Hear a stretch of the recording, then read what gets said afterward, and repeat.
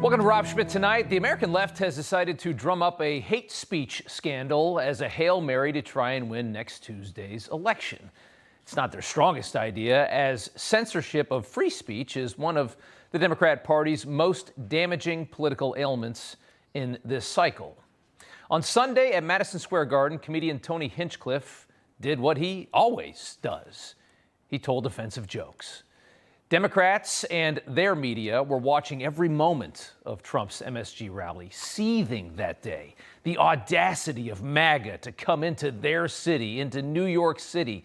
Their rage was palpable in the coverage as Trump filled that big arena, leaving many, many, many more people outside. Midtown Manhattan washed in red hats. The left was furious on Sunday.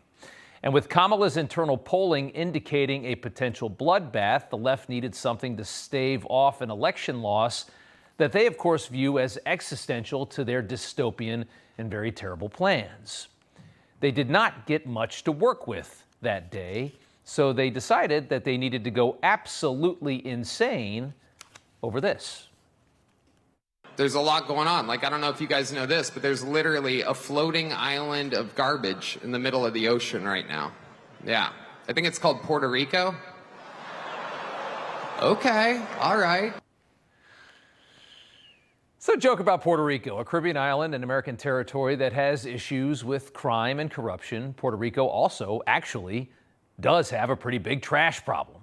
From Just the News, insensitive joke aside, Puerto Rico does have a toxic waste problem that feds are slow to fix. Puerto Rico suffers with microplastics pollution on its beaches, contaminated drinking water, air pollution, and coal ash contamination as well.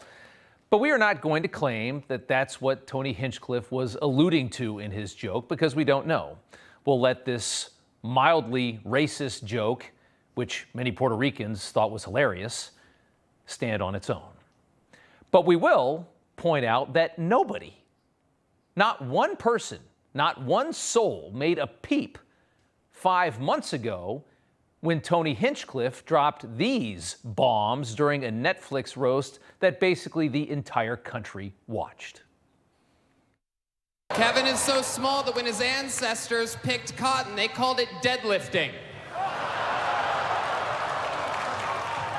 Tom Brady is a patriot, which is surprising considering he looks like a Confederate Gronk, you look like the Nazi that kept burning himself on the ovens. Jeff is so Jewish, he only watches football for the coin toss. An obese African-American lesbian, so by having here, Netflix checked off a lot of boxes. That was the roast of Tom Brady on Netflix. Every single person that I know, of all political persuasions, watched that roast with great delight because it was freaking hilarious. And there was a couple jokes that I wanted to put into that montage that, well, let's just say my producer wouldn't let me do. Hinchcliffe became a star that night. He's a really, really good comedian. A star so much so that half Puerto Rican Congresswoman AOC knows exactly who he is and knew exactly who he was when she saw that clip. Take a look at this.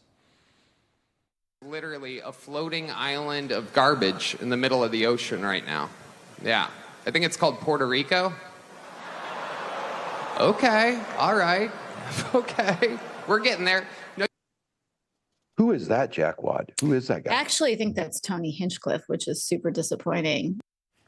Aha. Super disappointing. Why? Why, AOC?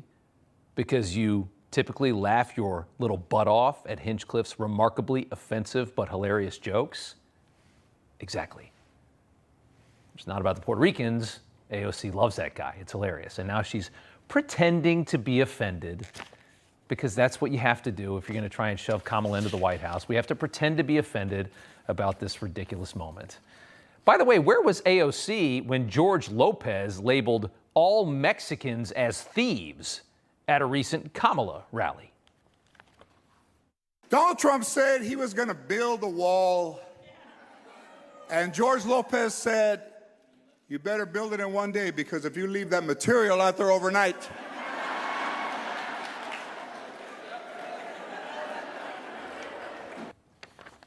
it's a good joke. Did you hear anybody get mad? Because it's racist. If Tony's joke is racist, that's racist too.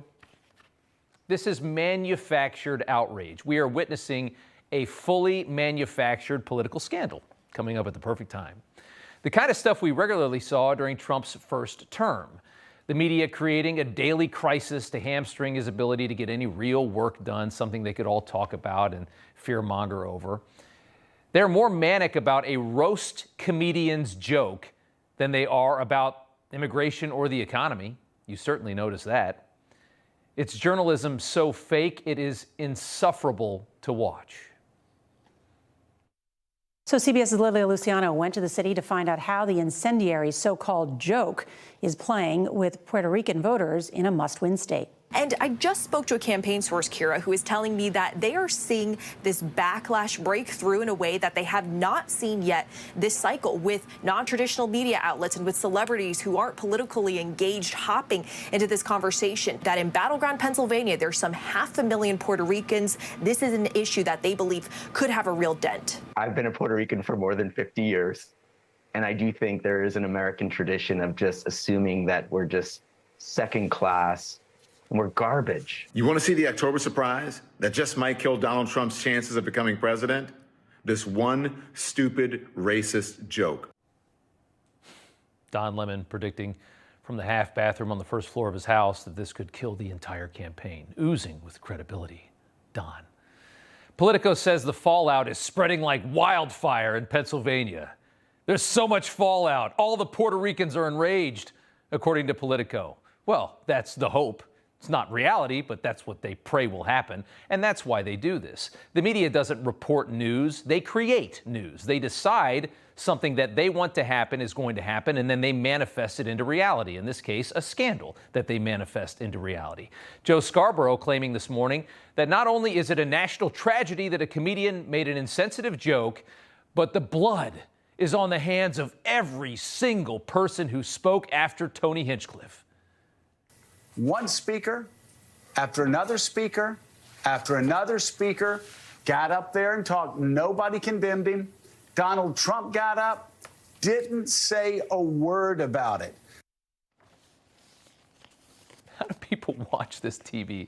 Not only is it just lame, it's just bad TV too. And by the way, Donald Trump did not arrive at MSG until about 4 hours after Tony Hinchcliffe walked off the stage. But you know what? Even if Hinchcliffe would have brought him up there, Trump wouldn't have said anything, because this is all nonsense. And amid all this stupidity, we can report, and we always give credit when credit and where credit is due, an unexpected voice of reason has emerged. Having a roast comedian come to a political rally a week before Election Day and roasting a key voting demographic, probably not the best decision by the campaign politically. But to be fair, the guy's really just doing what he does. I find that guy very funny. So, I'm sorry. I don't know what to tell you. I mean, bringing him to a rally and have him not do roast jokes, that'd be like bringing Beyonce to a rally and not have... Oh.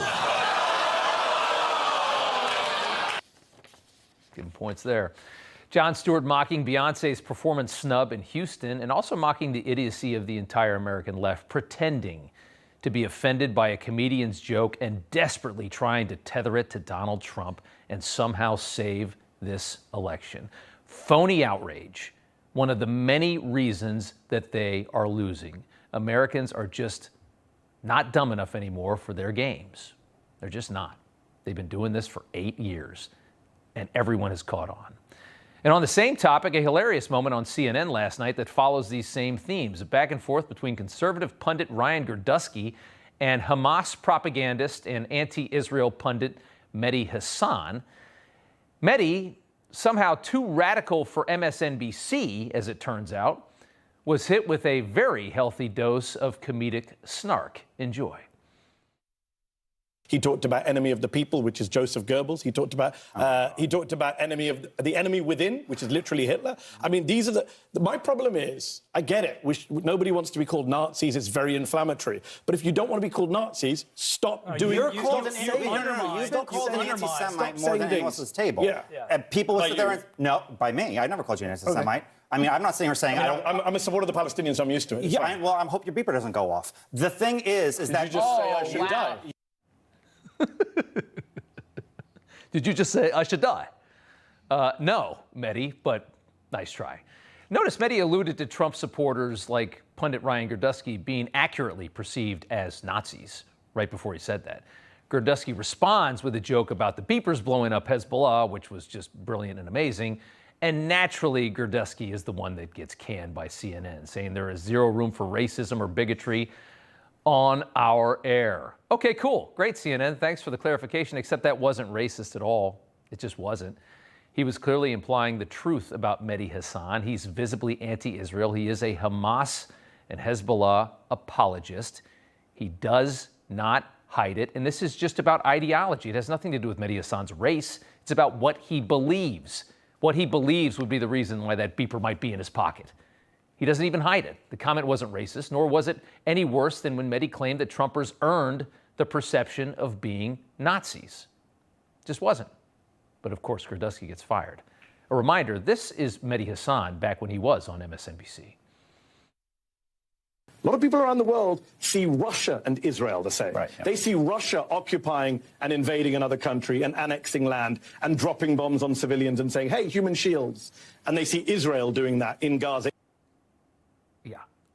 Russia invading another country is the same as Israel trying to manage a terrorist-controlled sliver of land that is filled with millions of brainwashed, radicalized Islamic people who pray every single day that all the Jews in the world will die.